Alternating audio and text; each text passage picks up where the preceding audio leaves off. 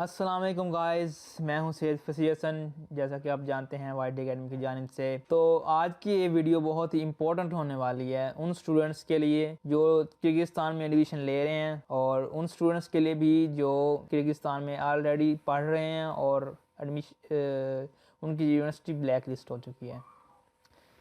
तो वीडियो ज़रूर एंड तक देखें।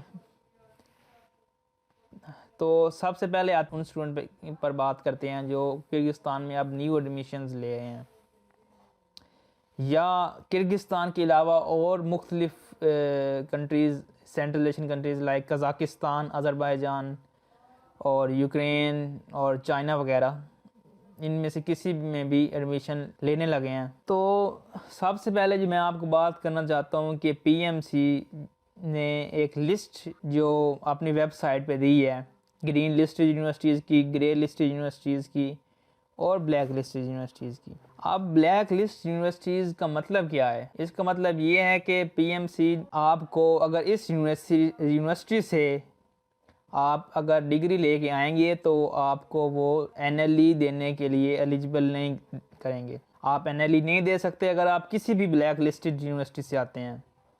तो ये अपनी जहन में बात बिठा लें कि आपने ब्लैक लिस्टेड यूनिवर्सिटी में नहीं जाना। मैंने काफ़ी स्टूडेंट्स देखे हैं जो अब भी ब्लैक लिस्टेड यूनिवर्सिटीज़ में जा रहे हैं, या तो इससे भी बुरी हालत ये है कि स्टूडेंट्स उन यूनिवर्सिटीज़ में जा रहे हैं जिनका सिरे से लिस्ट में नाम ही नहीं है। किर्गिस्तान की एग्जांपल ले लें, कुछ यूनिवर्सिटीज़ हैं बाकी सारे ब्लैक लिस्ट हो गई हैं, 3 या 4 ग्रीन लिस्ट हुई हैं, ठीक है। तो कुछ स्टूडेंट्स उनमें जा रहे हैं जिनका नाम ही नहीं है पीएमसी की किसी भी लिस्ट में। यहाँ तक बुरे हालात हैं स्टूडेंट्स के। चलो, जो स्टूडेंट ऑलरेडी पढ़ रहे हैं उनके लिए तो कोई ना कोई कानून बन जाएगा, क्योंकि जब वो गए थे तब पीएमसी नहीं था। लेकिन आप किस बेस पे केस लड़ेंगे या कहेंगे कि हमें अलाउ करें एनएलई देने का, जब पीएमसी ने कोई भी यूनी ब्लैक लिस्ट कर दी है? तो आप क्यों जा रहे हैं उधर? ज़रा सोचें। एजेंट्स और की कहने पे जो है आप ना लें। अगर ठीक है वो कहते हैं रिकॉग्नाइज हो जाएगी तो ठीक है, जब रिकॉग्नाइज होगी तब जाएं। अभी आपके लिए जो सेफ आपके एक फ्यूचर का मसला है, 5 साल आपने रहना है और फिर आगे आके आपको टेस्ट ना देने दें तो आपको क्या बनेगा? तो ये फैसले सोच समझ के करने वाले होते हैं। काइंडली आप उन ही यूनिवर्सिटीज़ में लें एडमिशन जो ग्रीन लिस्टेड हैं।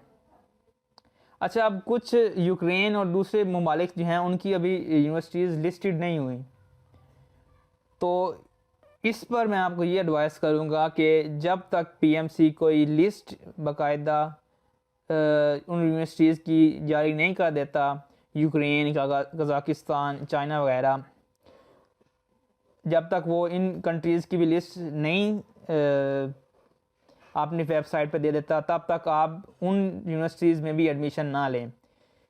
कोई पता है कि आप जिस यूनिवर्सिटी में एडमिशन ले रहे हैं, जब पीएमसी अपनी लिस्ट अपडेट करे वो ब्लैक लिस्ट हो जाए।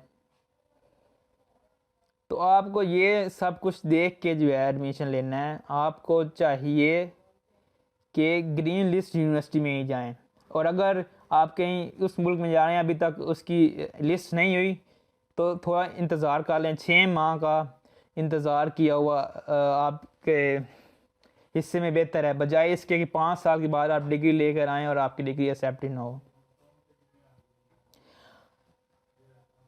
अब आते हैं उन स्टूडेंट्स की तरफ जो ऑलरेडी अब यूनिवर्सिटीज़ में पढ़ रहे हैं और जो ब्लैक लिस्ट हो चुकी हैं, और बहुत स्टूडेंट्स टेंशन में हैं, वो चाहते हैं कि किसी न किसी तरह माइग्रेशन करवाएं। तो उन स्टूडेंट्स के लिए मेरी ये एडवाइस है कि अभी तक पीएमसी ने कुछ वक्त मांगा हुआ है, उन्होंने अभी तक लिस्ट यूनिवर्सिटीज़ की फ़ाइनल नहीं की। तो आप जिस कंट्री में भी जाना चाहते हैं, अभी तक उन कंट्रीज़ की लिस्ट नहीं आई कि कौन सी यूनिवर्सिटीज़ उसमें से ग्रीन लिस्ट होंगी, कौन सी ब्लैक लिस्ट होंगी। तो मेरी एडवाइस ये है कि आप तब तक सब्र करें, तब तक माइग्रेशन ना करवाएं जब तक कि पीएमसी अपनी तमाम लिस्ट जारी नहीं कर देता। चाइना की, कज़ाकिस्तान की, अभी उन ममालिक की यूनिवर्सिटीज़ ग्रीन लिस्ट में नहीं आई। जब तक मुकम्मल लिस्ट पीएमसी तमाम यूनिवर्सिटीज़ की मुख्तलिफ ममालिक की जारी नहीं कर सकता, तब तक आप उन ममालिक में माइग्रेशन ना करवाएं। ये ना हो कि यहाँ से माइग्रेशन करवा कर जाएँ और आगे जिस यूनिवर्सिटी में जाएँ वो फिर ब्लैक लिस्ट हुई पड़ी हो। तो होश नाखून लें। आई होप मैं आपको समझाने में कामयाब रहा हूँगा। आपको इसी तरह अपडेट करता रहूँगा। तब तक के लिए अल्लाह हाफिज़। शुक्रिया मुझे बर्दाश्त करने के लिए।